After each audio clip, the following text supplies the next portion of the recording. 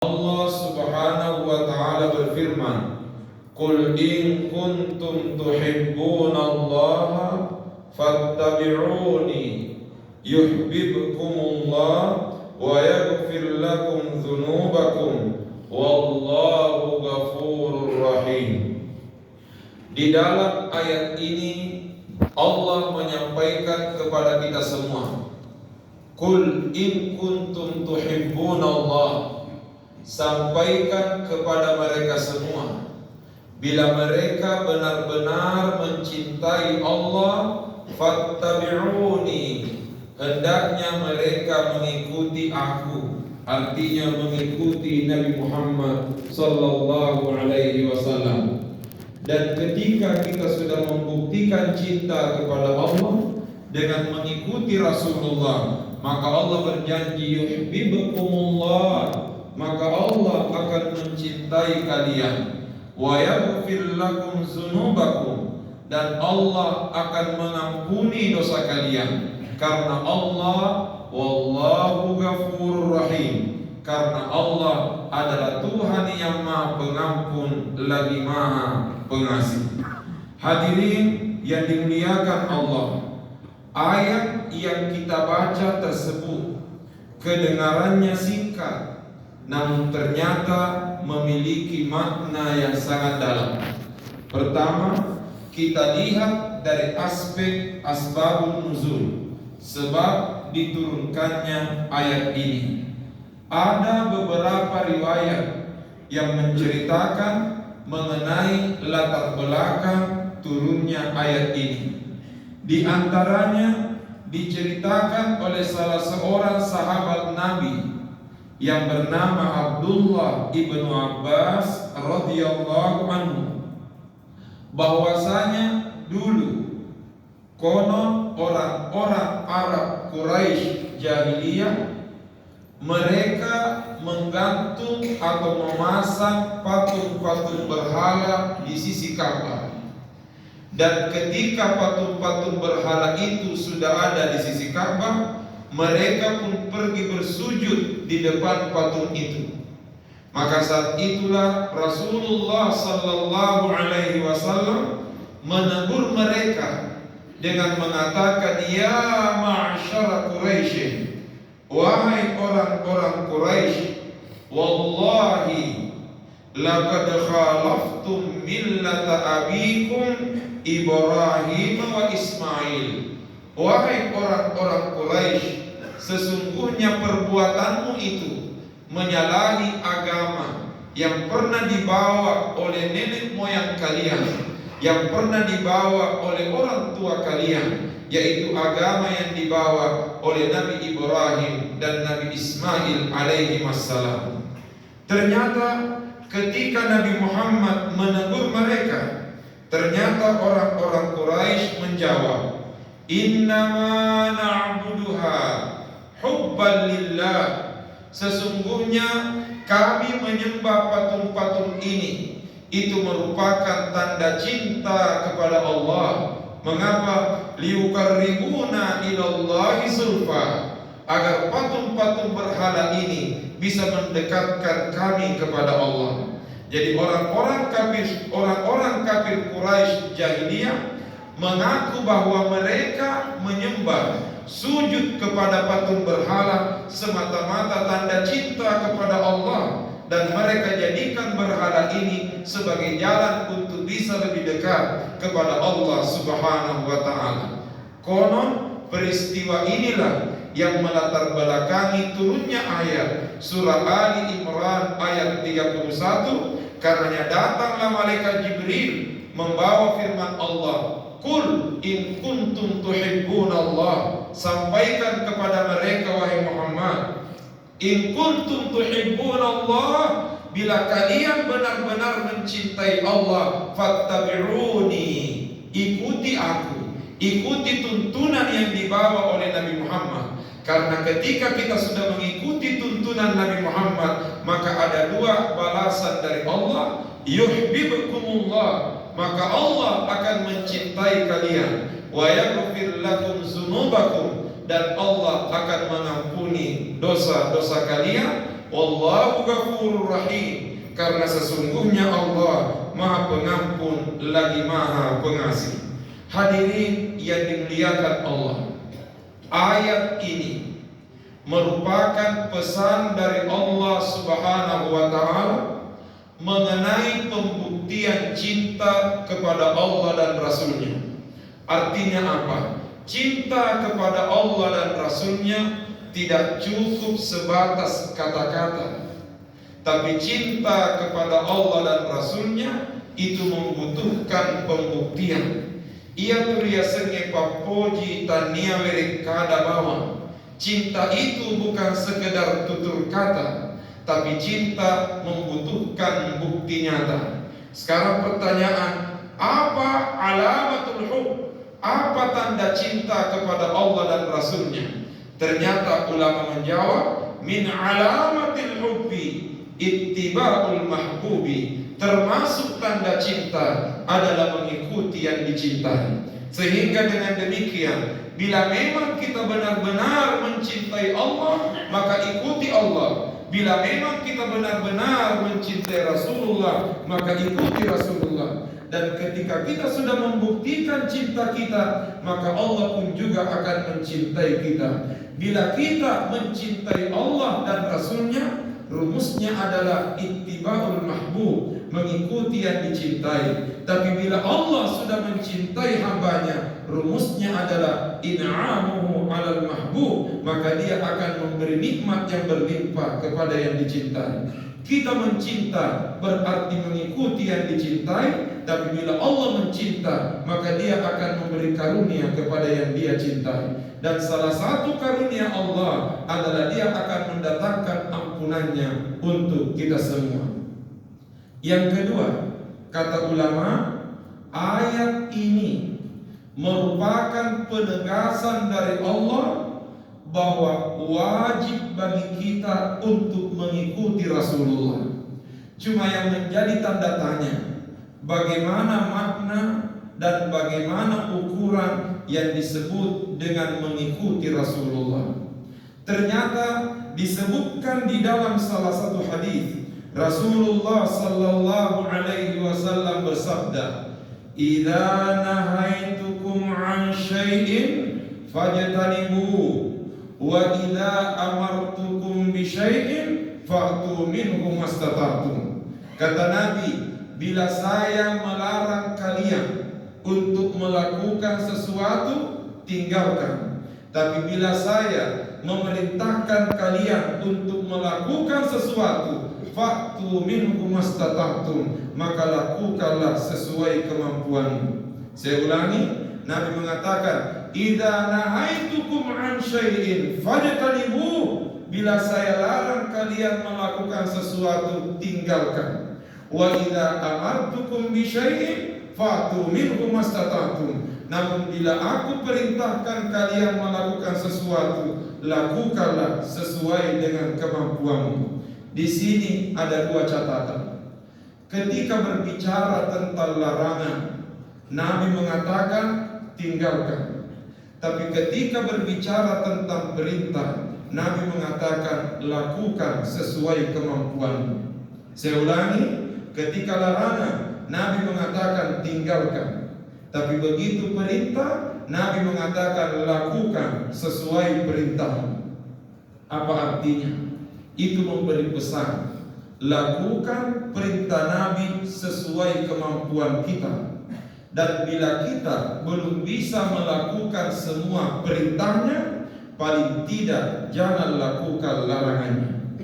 Saya ulangi, ketika berbicara tentang larangan, Nabi mengatakan tinggalkan, tidak ada pengecualian, tinggalkan. Tapi begitu berbicara tentang perintah, Nabi mengatakan lakukan sesuai kemampuanmu. Apa artinya? Itu memberi isyarat, lakukan perintah Nabi sesuai kemampuan kita. Dan bila kita tidak bisa melakukan semuanya, paling tidak jangan lakukan larangannya. Kalau bahasa dinas kebersihan mengatakan, bila kita tidak bisa pungut sampah, paling tidak jangan buang sampah sembarangan.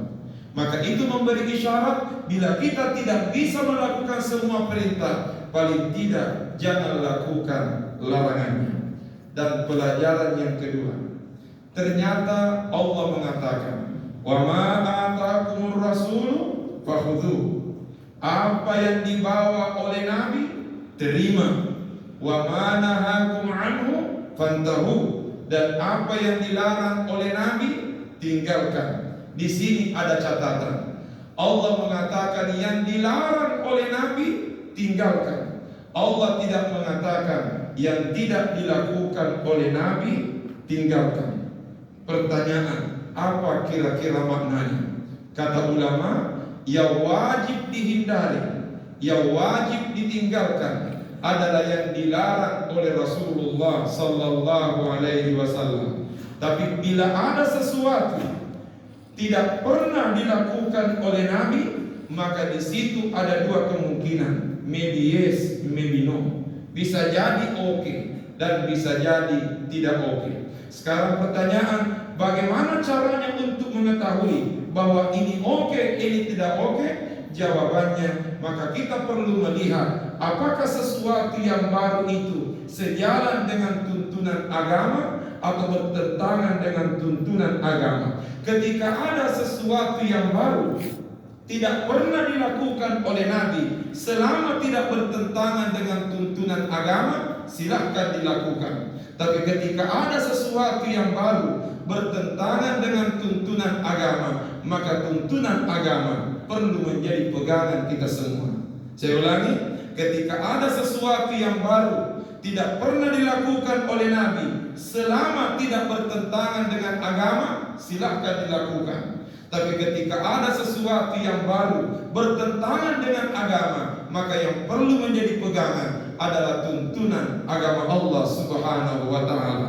Karenanya biasa kita sering mendengar ada ungkapan mengatakan, ada hadis Nabi, kullu bid'atin dhalalah wa kullu dhalalatin finnar. Semua bid'ah itu sesat dan semua yang sesat pasti masuk neraka. Hadis ini sahih dan hadis ini benar. Tapi yang menjadi tanda tanya, ma hiyal bid'ah? Apa sebenarnya yang disebut dengan bid'ah? Ternyata berdasarkan kajian ulama disimpulkan bahwa bid'ah itu apabila memenuhi dua kriteria. Sesuatu disebut bid'ah apabila memenuhi dua kriteria. Apa itu? Satu, tidak pernah dilakukan oleh Nabi atau tidak pernah terjadi di masa Nabi. Dan yang kedua, bertentangan dengan yang dibawa oleh Rasulullah sallallahu alaihi wasallam. Tidak pernah dilakukan oleh Nabi dan bertentangan dengan agama, maka itulah yang disebut dengan bid'ah. Tapi sekalipun sesuatu itu tidak pernah dilakukan oleh Nabi, selama tidak bertentangan dengan tuntunan Nabi, maka itu tidak bisa dikategorikan sebagai bid'ah. Pertanyaan, mana buktinya? Jawabannya, azan Jumat 2 kali. Azan Jumat di masa Nabi itu hanya 1 kali. Tapi ternyata Nabi meninggal, naiklah Abu Bakar menjadi khalifah. Abu Bakar meninggal, naiklah Umar menjadi khalifah. Meninggal Umar, naiklah Utsman bin Affan menjadi khalifah. Saat itu umat Islam sudah semakin banyak, pekerjaan duniawi sudah semakin beragam.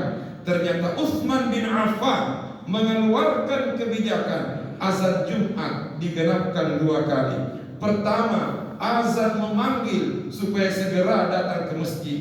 Dan azan yang kedua ketika khatib sudah naik berdiri di atas mimbar. Azan Jumat 2 kali di hari Jumat tidak pernah terjadi di masa Nabi. Tapi yang menjadi tanda tanya, mengapa Utsman berani melakukan sesuatu yang tidak pernah terjadi di masa Rasulullah sallallahu alaihi wasallam? Jawabannya, yang dilakukan oleh Utsman memang tidak pernah terjadi di masa Nabi, tapi itu tidak bertentangan dengan tuntunan Rasulullah sallallahu alaihi wasallam. Maka ini bukti tidak semua yang tidak dilakukan oleh Nabi adalah sesuatu yang terlarang. Contoh lain, salat tarawih 20 rakaat berjamaah.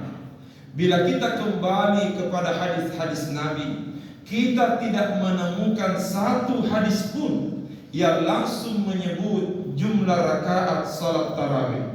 Tidak satupun hadis yang langsung menyebut jumlah rakaat salat tarawih. Karenanya kesimpulan ulama, kemuliaan salat tarawih tidak dilihat dari berapa rakaat, tapi kemuliaan salat tarawih dilihat dari berapa lama kita salat.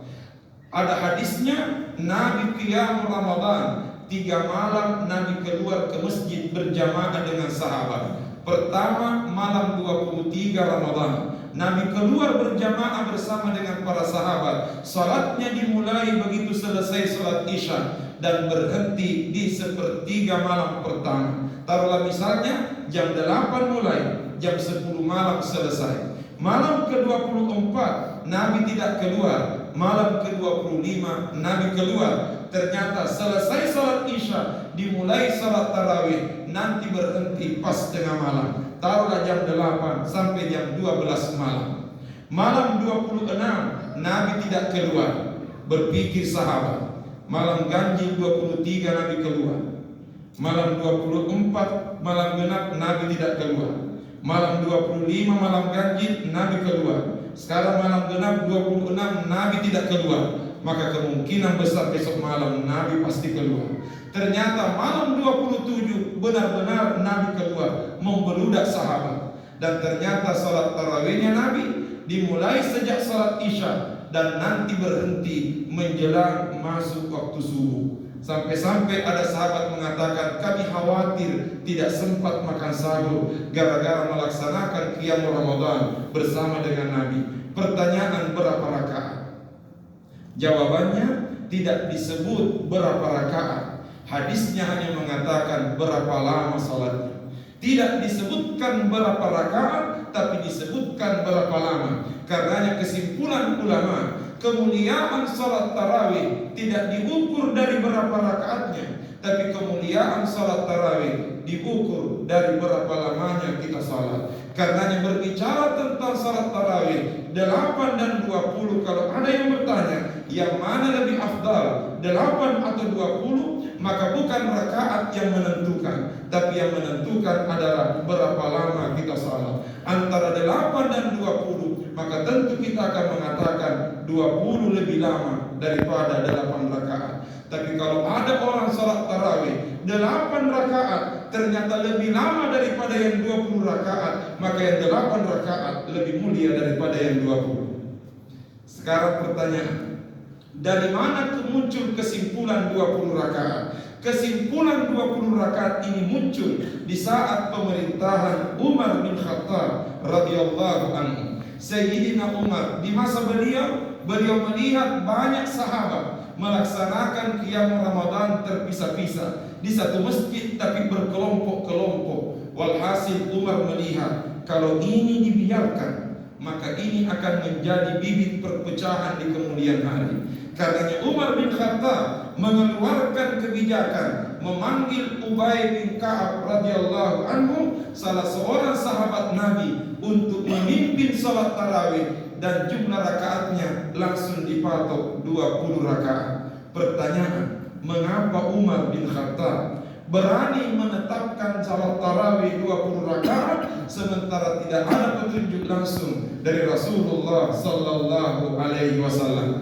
Jawabannya, yang dilakukan oleh Umar bisa jadi tidak terjadi di masa Nabi, tapi itu tidak bertentangan dengan apa yang dilakukan oleh Rasulullah sallallahu alaihi wasallam. Karenanya disinilah ulama mengambil kesimpulan bahwa nanti sesuatu itu disebut bid'ah apabila satu, tidak pernah dilakukan oleh Nabi, dan yang kedua bertentangan dengan tuntunan Rasulullah sallallahu alaihi wasallam. Selama tidak bertentangan dengan tuntunan Nabi, falyatafaddal mashkura, silahkan untuk dilaksanakan. Karenanya sebagai penutup, sebagai contoh, kami pernah ditanya sebelum masuk bulan Ramadan yang lalu, kami pengajian di Makassar, tiba-tiba ada jamaah bertanya, Pak Ustaz, tradisi sebagian masyarakat kami lihat menjelang masuk Ramadan mereka bikin makanan baru baca-baca doa yang distilahkan dalam bahasa Bugis makhluk paketan, menyambut bulan. Begitu juga ketika hari raya Idul Fitri, ternyata dia panggil dulu Pak Imam untuk baca-baca doa di depan makanan baru makan-makan. Pertanyaan, dari mana dalilnya dan apakah itu boleh? Akhirnya saya mengatakan untuk menjawab pertanyaan itu, maka satu pertanyaan, apakah terlarang baca doa kalau ada makanan? Saya ulangi, apakah terlarang baca doa kalau ada makanan? Karena terkadang mengatakan, kenapa mesti baca doa kalau ada makanan? Kenapa baca doa saja tidak usah ada makanan? Maka pertanyaan, tidak bolehkah kita baca doa kalau ada makanan? Ternyata yang kita temukan bukan larangan baca doa kalau ada makanan. Yang kita temukan dianjurkan baca doa sebelum makan. Baca doa sebelum makan, dipastikan doa itu dibaca di saat makanannya sudah ada. Karena tidak mungkin doa sebelum makan dibaca di saat makanan sementara dimasak. Maka dengan demikian, doa sebelum makan itu adalah doa yang dibaca ketika makanan sudah ada di depan. Berarti tidak ada larangan baca doa ketika ada makanan. Tetapi yang jadi persoalan, apakah memang boleh baca doa termasuk untuk orang yang sudah berpulang ke rahmatullah? Jawabannya, ketika kita baca-baca doa dan diniatkan untuk orang mati, mohon maaf perlu dipertegas, yang sampai bukan makanan, tapi yang sampai adalah doanya. Oleh karenanya, kalau mau kita bikin makanan, sebaiknya bukan orang mati yang dijadikan ukuran, tapi orang hidup yang dijadikan ukuran. Karena ada juga orang tua mengatakan, nah, bikin kok konro, karena almarhum nenekmu suka sekali makan konro. Padahal makanan ini tidak ada hubungannya dengan nenek. Makanan ini dibuat untuk orang yang hadir baca doa. Semestinya kalau mau kita baca doa dan ada makanan, bukan nenek yang jadi ukuran, tapi Pak Imam yang mesti ditanya, Pak Imam, kita sukanya makanan apa? Karena jangan sampai 10 rumah ditempati baca doa dan semuanya makan konro, ternyata Pak Imam kolesterol, mana aja di Pak Imam. Hadirin yang dimuliakan Allah Subhanahu wa taala. Dengan demikian, inilah ketentuannya bahwa sesuatu nanti disebut bid'ah apabila satu, bertentangan, tidak pernah dilakukan oleh Nabi, dan yang kedua, bertentangan dengan tuntunan Rasulullah sallallahu alaihi wasallam. Saya kira demikianlah ceramah kita pada kesempatan kali ini. Semoga Allah Subhanahu wa taala menyemangati kita untuk senantiasa mengikuti Rasulullah sallallahu alaihi wasallam, karena komitmen mengikuti Nabi akan mendatangkan cintanya Allah Subhanahu wa taala. A'udzubillahi minasyaitonir rajim. Bismillahirrahmanirrahim. Alhamdulillahi rabbil alamin. Allahumma salli ala sayyidina Muhammad wa ala alihi wa sahbihi wa sallim. Allahumma ja'al jam'ana hadha jam'an mubaraka wa tafarruqana min ba'dihi tafarruqan marhuman ma'suma. Allahumma jama'na biman tuhibbu wa waffiqna lima tuhibbu wa tarda ya dzal jalali wal ikram. Allahumma ja'alna izzal lidinik. Allahumma ja'alna izzal lidinik wa hadiyan hadiyan li ummatil Islam wa li jami'il bashariyati samha ya rabbal alamin. Allahumma barik lana fi syahri Ramadan. Allahumma barik lana fi syahri Ramadan wa a'inna fihi ala siyam wal qiyam wa anta radin 'anna ya rabbal alamin. Allahumma ighfir lana dhunubana wastur lana uyubana wa taqabbal minna salih a'malana ya arhamar rahimin. Rabbana atina fid dunya hasanah wa fil akhirati hasanah wa qina adzabannar. Wa sallallahu ala sayyidina Muhammad wa ala alihi wa sahbihi wa sallam. Subhana rabbika rabbil izzati amma yasifun wa salamun ala al mursalin walhamdulillahi rabbil alamin. Assalamu alaikum warahmatullahi wabarakatuh.